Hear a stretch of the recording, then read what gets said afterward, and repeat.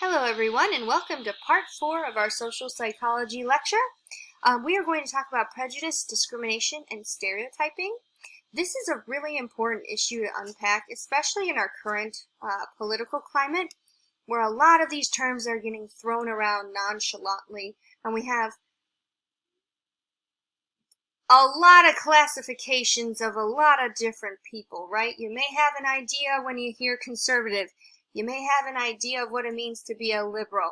You may have an idea of what it means to be black, what it means to be Asian, what it means to be white, right? Well, we want to unpack these prejudice, discrimination, and stereotyping and how it affects all of these groups.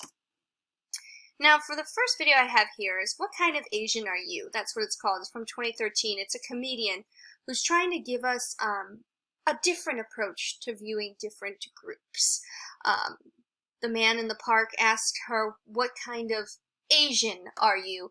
And it sparks a whole little monologue, and it just kind of shows us that sometimes these stereotypes can be a little ridiculous, right? So check out that video, and I think it's kind of a humorous perspective in looking at these different groups, especially with such a heavy topic. So what we're going to look at this week is how we distinguish between prejudice, stereotypes, and discrimination. These terms sometimes are used, what's the word I'm looking for? They're sometimes used together to mean the same thing. They're entirely different things, but people kind of mix them up because we have a general idea of what these terms are. We talk about them, as a part of progress every day. So we're going to try to unpack that to lay a good foundation in understanding different biases that we have. We're also going to look at how these different types of biases have kind of progressed, if you want to use that word, through time and due to societal norms. Understanding bias patterns like social dominance orientation and right-wing authoritarianism. Looking at subtle biases and kind of how we can examine those automatic, ambiguous, and ambivalent types of biases, and I'll explain that more. So let's start with the basics. Biases are going to exist outside of our social group. It's kind of a part of human nature, right? Everything we've talked about leading to this point has said how we view ourselves favorably. We view the qualities that we associate ourselves favorably, generally, right? Generally speaking. So we are going to associate with other people and other groups that kind of exemplify the things we like and our values. We're going to value those social groups. Now, when this happens, we also tend to place our groups above others, and this can kind of start sowing the seed of having those different biases, these in-group, out-group effects, if you will. This is where we see the occurrence of prejudice, stereotypes, and discrimination. And these three things can occur together, or they can occur separately, right?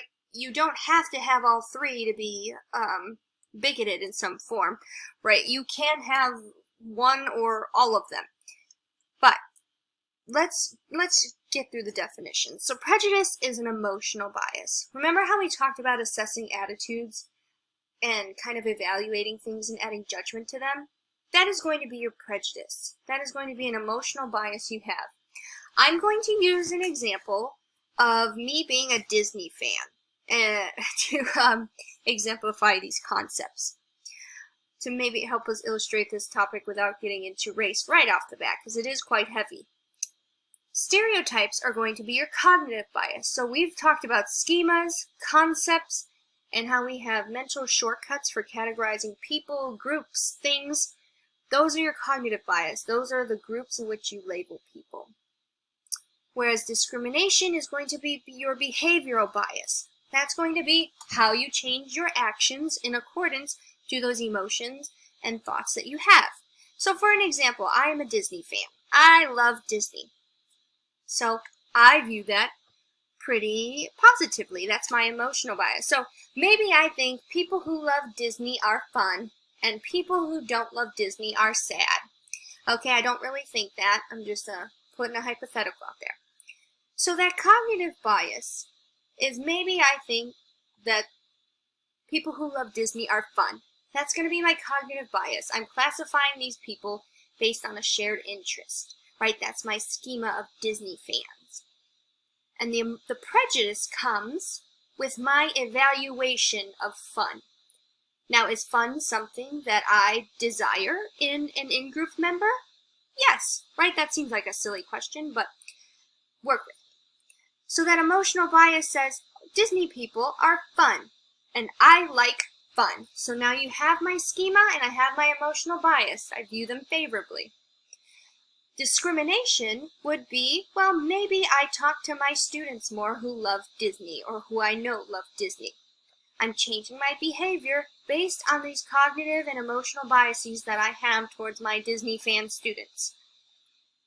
Again, I don't know who likes Disney in my class, but I'm just throwing it out there. That's the difference between prejudice, stereotypes, and discriminations. Stereotypes are largely neutral, but it's how we add that prejudice, that emotional bias to that thought pattern, and then how we change our behavior based on those attitudes and assessments, right? It works together. And as we've seen, in our current climate, it is not good to be racist. It is not good to be biased towards groups of people, right? Socially, that is very condemning in our current climate. Largely, I will say.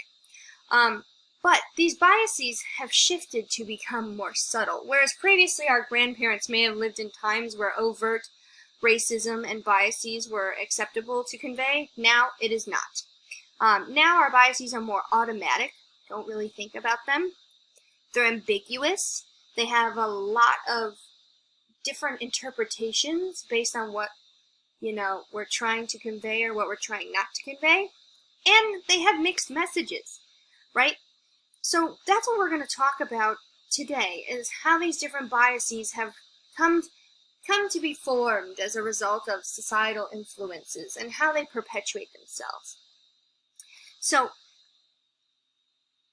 well, we kind of went over blatant bias, but just understand that definition, because another type of subtle bias or behaviors are microaggressions. So I don't know if you've heard this term before, but I just wanted to bring it up as an example because it wasn't in the text. But this could be, I had a professor explain it to me one time. She was an African-American woman. She said she was at a conference, and someone thought, one of her colleagues there from another school thought she was a gardener as opposed to a professor. That is a microaggression. While it didn't come from a place of harm or intent, that person obviously had an idea of what it means to be a black woman in the setting that they were in. That's an example of a microaggression. That thought pattern affected the behavior of that person asking the question, and there could have been an emotional bias there, or maybe not. So it's a very convoluted issue, and you might be like, well, Elizabeth, you may be reading too much into this. But that's the thing with this automatic, ambiguous, and ambivalent kind of approach to biases, is that there are so many different signals that different people are trying to pick up on, and that ambiguity in the message can sometimes mess with the communication and put stress on the interaction between people of different groups. So with bias patterns and personality, we have two kind of prominent orientations, the social dominance orientation and the right-wing authoritarianism. Now you can read these definitions, right? But the social dominance orientation is basically going to be this idea that all societies have structures, there's all these different types of groups, there will always be inequality, so we just have to accept that some groups are going to be on top and some groups are going to be on the bottom. Okay? So this is the belief that some groups are going to be inherently better than others, and there is a preferred group arrangement to this order. Now, this, what I'm about to say, make sure you understand, this tends to be correlated with these different factors. This does not mean that it is a result, I'm just going to say it. So this is correlated with political conservatism, okay? Now, that doesn't mean that if you are a conservative, you are going to be biased, okay? This just means that this social dominance orientation tends to run higher in those with high levels of political conservatism. Okay? So sometimes we can think of the narratives that are being put forth by different senators, for example. Those different messages kind of convey those values of kind of that strong work ethic, group hierarchies, them versus us kind of thinking, especially when we talk about the immigration crisis that's occurring. So just kind of think about that. Think of the language that's being used and the values that conveys. Because this social dominance orientation is going to maintain that, yes, there are different groups and there will always be one group that's on top. It's like a competition for resources, really. That's what I'm trying to get to. This perspective looks at all groups as competing for resources. And so as a result of that competition, we kind of tend to put other groups at the top and other groups at the bottom. And it's also correlated with lower than average tolerance levels, empathy, altruism, and community orientation. So very focused on the individual group. Whereas right-wing authoritarianism is going to look at group values. So this doesn't necessarily mean that this has to deal with conservatives on the right of our political spectrum. This is just, but it is highly correlated with conservative beliefs such as a preference for order, clarity, and conventional values. So this is going to focus on the value conflicts. So social dominance looks at resource conflicts, and right-wing authoritarianism is going to look at value conflicts. So how does an outgroup, how do they express their values? How are their values different than ours? Do they have, right, our group, let's say I rate high on right-wing authoritarianism.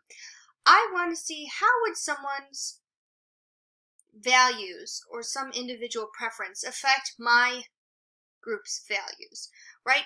Those people think differently than we do. Is that a threat to our group and our values?